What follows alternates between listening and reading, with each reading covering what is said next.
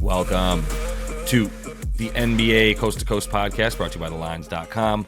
Coming to you from the West Coast, Josh Lander, joined by my guy Nate Weitzer on the East Coast.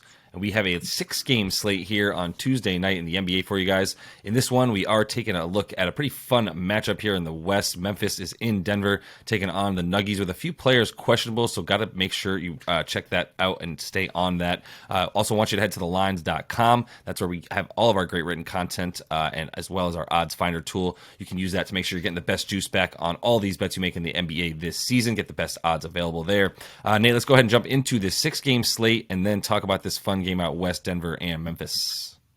Only 5 games, I do believe. You had it right the first time. Jazz -3 at Detroit. We got the other game we break down. Warriors right now are +4.5 at the Knicks. The Bulls are +6 at Miami. +5 maybe, depending where you get it. Wizards +8 at the Suns. We're on a back-to-back. And then this game, which opened Memphis +3, it's now Memphis -1. Because Josh mentioned there are some guys questionable for Denver. KCP, Jamal Murray, Michael Porter Jr. is out. Jeff Green is questionable. Jokic is listed day-to-day, but he's pretty much probable with a little bump knee coming off a monster line. Again, Charlotte, the total's at 233 here, and I understand why it's high, of course. Memphis, only 2 games removed from dropping 142 points on the Bucks, the previous one of the best defenses in the league. And Denver playing with ridiculous offensive efficiency, especially at home in their last 6. They have a 124 offensive rating, scoring 123 per game. But they've really been living in the paint in those games. They're shooting just 28% from 3. They're scoring the highest percentage of their points off free throws in their last 3 overall. And they have 71 paint points in those last 3. And this is not going to work against Memphis with both Steven Adams and Triple J out there patrolling. Since getting Triple J back, the Memphis defense is so much better. Their rating's gone down 5 points per 100 possessions. Right now, they're allowing the 6th fewest paint points overall on the road and the 2nd fewest overall in their last 3. And they've had their struggles on the road, like many a team in the NBA. But, I mean, they are, as road dogs, so far winless. But so they have flipped, Josh, from road dogs to road favorites, technically. So I'll just tell you, as favorites, they're 18-5 with a 9 average margin of victory of 9 points per game. And they've been off since Saturday, and they're 5-1 with at least 2 days off, covering by 13 points per game when they get that little extra rest. Ja got a little extra rest because after 16 minutes, he got ejected for some sort of, grandstanding on the officials while talking to a fan at OKC. And then Memphis goes on to lose without Ja. This is their 3rd loss. The 3rd loss in their last 6 road games where Ja just was nowhere to be found. I mean, the previous 2 because of injury. So there's some weird stuff here to explain their home road splits. They also had a loss in Minnesota where they somehow had 24 turnovers to 17 assists, but they got 20 offensive rebounds as well. I mean, it's just very odd. The fact that they're 17th in offensive efficiency on the road. They have the 6th worst assist to turnover ratio. So, I mean, I'm looking at Memphis sputtering offensively, at Denver not being able to just knife through the paint the way they have against some of these softer teams. And I actually like under at 233, pretty high total. There's a chance it even gets up a couple more points just because of the reputation. I mean, you have Jokic, who's posting the most absurd individual offensive rating. You have Ja, who seemingly can't be stopped and has monster numbers his last 3 in Denver, 34 points per game, shooting 56%. But we've seen Memphis in some of these road games when Ja does play, he can put up 36, but there's no assists happening. There's no Desmond Bane. There's no co-star for him. I don't see this turning into a crazy shootout, to be honest. I mean, Memphis, you can say what you will about their offense in this span here where they had won 7 straight and 9 of 10. They also have a 103 defensive rating in that span. And they've had a couple low-scoring wins.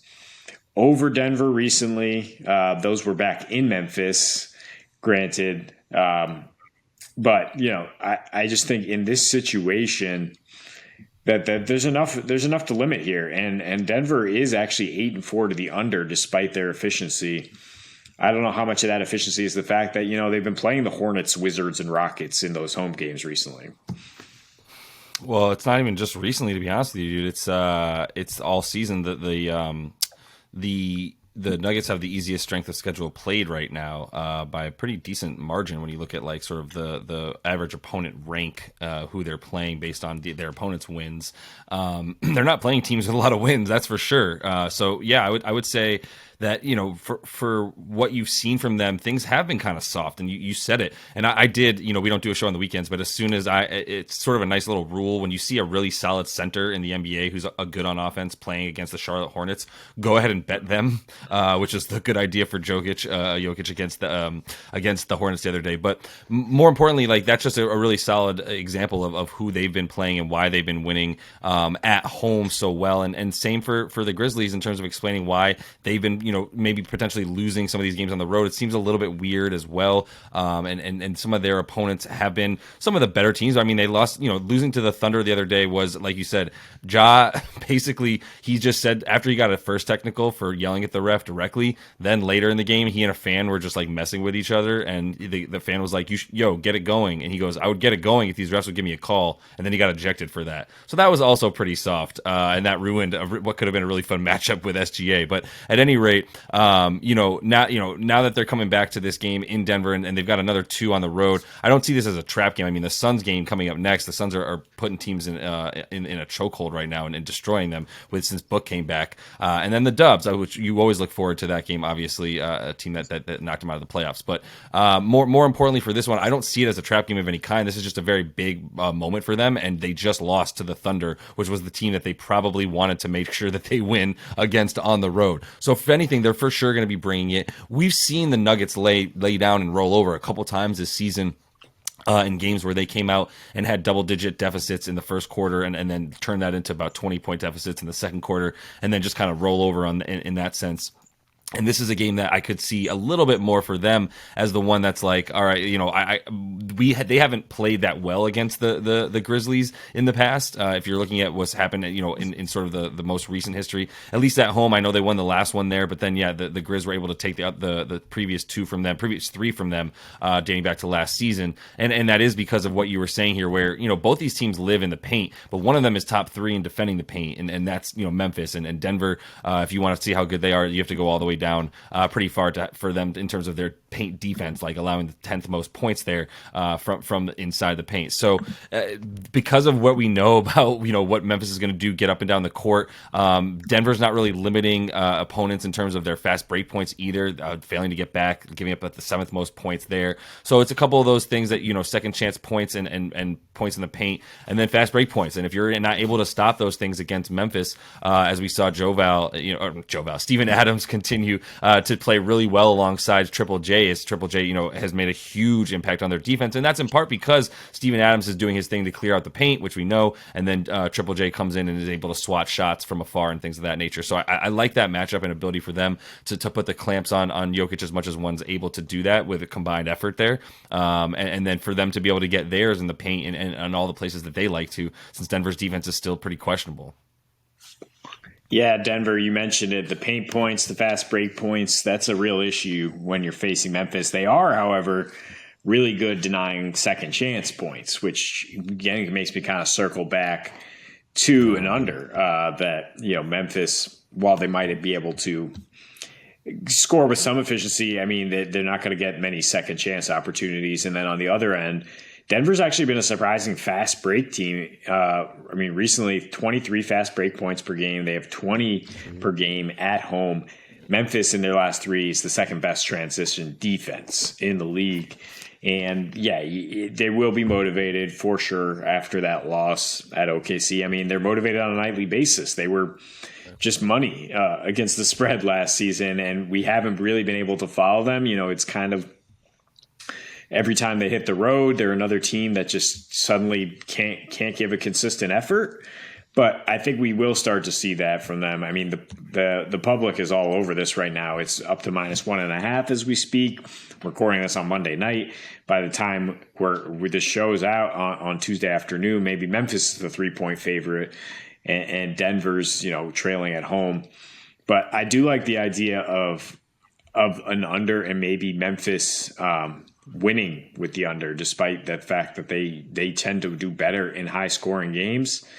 But I think the 235 or lower is definitely good for me.